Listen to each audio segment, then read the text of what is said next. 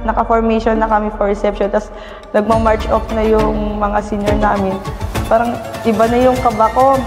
Imagine ko parang isang first station, parang baka siguro mahimatay na ako.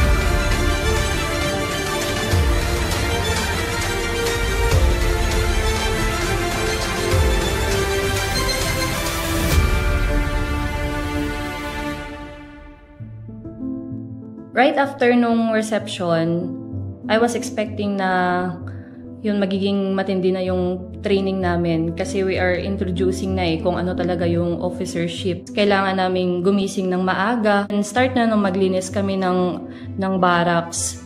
Then, pagdating ng 0400, lalabas na kami for reveille. Mag-exercise na kami. Yung reveille, yan yung signals ng start of the day ng training ng isang officer candidate course.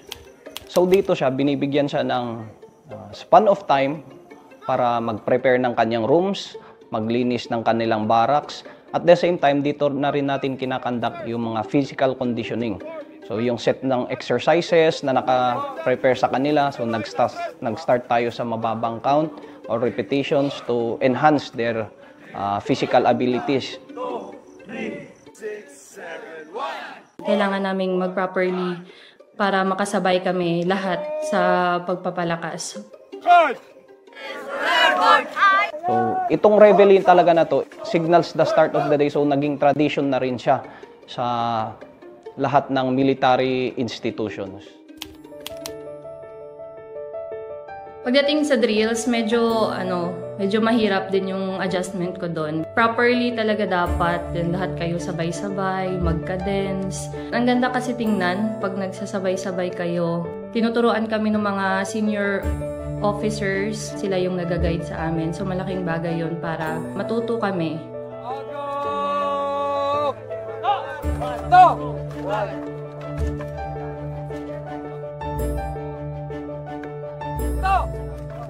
Yung learning how to march, kasama yan sa drills and ceremonies. So dito sa drills na to, mini-maintain natin sa kanila yung posture as soldiers na hindi na yung from civilian life transform natin sila into future officers. Ang pinaka-main purpose talaga ng marching and dito sa drills and ceremonies is for them to synchronize their movements and at the same time to follow commands. So dito sa drills, meron tayong designated na mga commanders. Meron tayong company commanders, battalion commanders, and the brigade commander. So nagbibigay siya ng order. Yung order niya is to execute something. Dito, na lalaman ng ating officer candidates, yung mga junior officer candidates, on how to follow orders. So synchronize yan siya, dapat sabay-sabay yung execution, maganda yung pag-execute. Not only that, nagagamit din yan sa operation. So, after nila dito as officer candidates, pupunta sila sa field. So, marunong sila na magbigay ng command and to follow commands from their superiors sa field.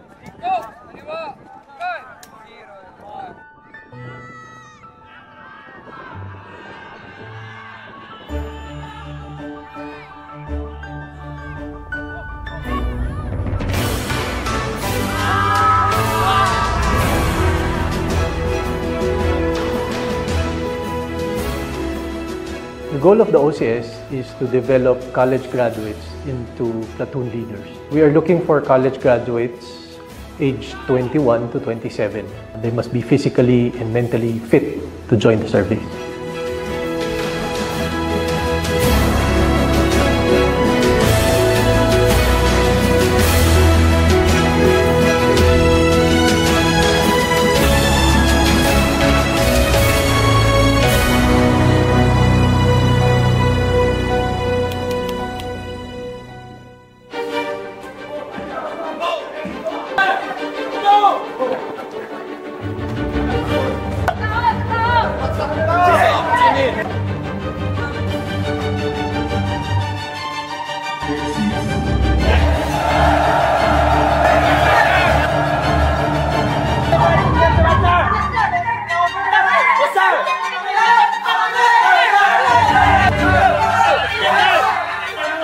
Sa mess hall, kung mapansin natin is medyo magulo siya. Parang chaotic yung environment.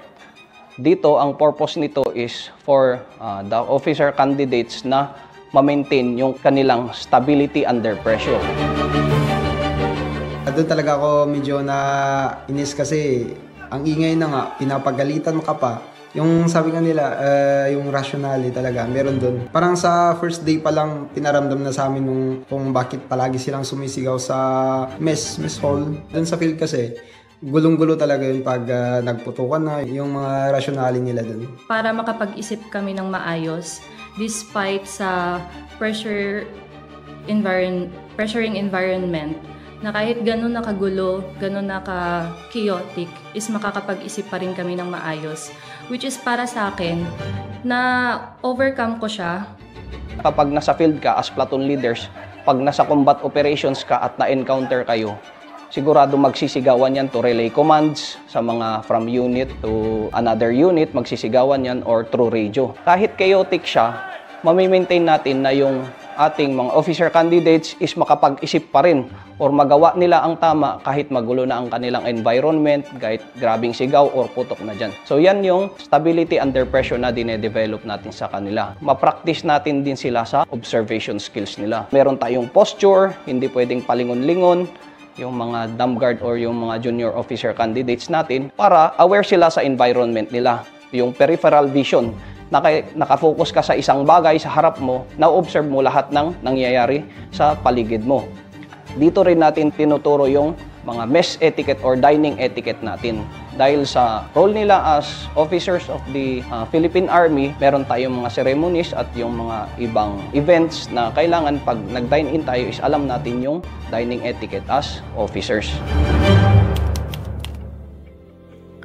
Ayos lang naman yung training sa akin, pero yun nga lang, mahirap talaga. Mahirap mag-army men. Pero kung talagang desidido, kakayanin. Sabihan ng isang officer namin na tapusin mo lang ang isang araw, yun lang problemahin mo. One day at a time, matatapos din to. Pagdating ng alas 8, perform na kami for classroom instruction doon. Walang senior. Kami magkaklase lang, tapos meron kami instructor. Tinuturuan kami niyan. Siyempre, sobrang dami, medyo mahirap. So, talagang kailangan focus talaga doon. So, doon, may time for rest na rin yun. Isang topic at a day lang talaga kami.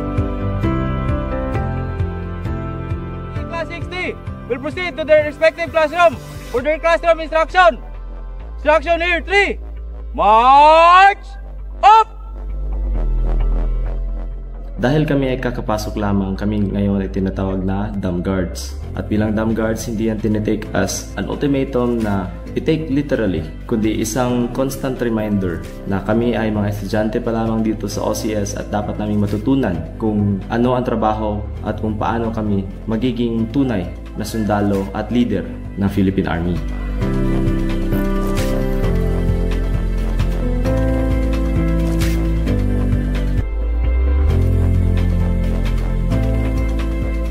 Dito nagkakaroon ng sharing ng mga experts sa mga fields of knowledges and yung mga sharing ng mga experiences. So, nagkakaroon dito ng mga instructors sa labas at the same time yung instructors din dito sa OCS. Sinishare natin sa kanila yung values, ethics, and knowledges and military skills necessary for the preparation ng kanilang roles as second lieutenants and future platoon leaders ng Philippine Army. Dito nagkakaroon ng klase, formation. Ang pinaka-importante dito din is na-share natin yung experiences na related sa kanilang mga subjects. Para yung mga officer candidates na from civilian life na naging officer candidates, nakikita nila ano yung importance ng mga subjects na yun para meron silang foresight kung anong mangyayari sa kanila sa field at ano ang applicability ng isang subject or bagay na tinuturo natin sa kanila. And at the same time, sinashare din natin yung values and ethics for being a leader. Sa squad leaders time natin, ito yung span of time na binibigay natin sa squad leaders and their squad mates to have a quality time or bonding together. squad leaders time is nagkukwentuhan, nag-sharing ng mga insights, anong i-expect namin sa susunod na araw, mga activities namin, anong i-foresight namin para sa susunod na araw, mga next activities. Yung squad leader mo kasi sila yung parang kapatid or nanay, tatay na namin na kinoconsider doon sa loob. Sila yung naglo-look out sa inyo. Ako sobrang high moral ako pag andyan yung mga SOC, mga squad leader namin. Kasi parang feeling mo may sumusuporta sa'yo sa loob, may nagmo-motivate sa'yo dun sa loob na kaya mo to, andito kami para sa'yo. Doon namin na sasabi sa mga squad leaders namin kapag nahihirapan na kami, kung ano yung mga na-encounter na problema namin doon. So, sa kanila kami nagkukwento. Meron kasi silang inabot sa aming notebook na kung hindi namin kayang i-directly nasasabihin sa squad leaders, pwede kaming magsulat doon na sa lobby namin kung nahihirapan ba kami, ganito, para alam nila kung paano kami tutulungan. Dito siya, medyo binibigyan na natin sila ng time to relax or to be hindi siya yung parang confused. So ito is parang nagiging quiet time na rin sila. At the same time, itong time na to, natututo yung ating mga senior officer candidates or yung mga squad leaders to practice their mentoring and coaching sa kanilang mga juniors. So linilid nila yan, inaalam nila yung anong problema or any paghihirap ng isang junior officer candidates para magkaroon din sila, ma-develop din nila yung decision-making abilities nila.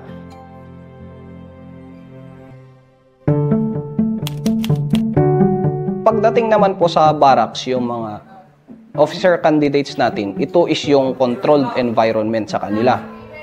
Kaya siya naging barracks for them to develop yung camaraderie and yung paano sila makipag-usap sa senior and juniors. Since nasa isang barak sila, mas may time po sila na bisitahin yung mga juniors nila or yung junior officer candidates para makapag-mentor. At the same time, nakakapagtulungan din po yung isang organization like yung squad. Nakakapagtulungan lahat ng squad mates since isang room sila or isang barracks. Yung mga platoons, na-develop natin yung teamwork nila, kung paano sila gumalaw as a team or platoons, and yung mga company. So, meron din silang pride dyan or yung pinagmamalaki sa squads nila. So, that is the time na nakakapag-direct sila na communicate.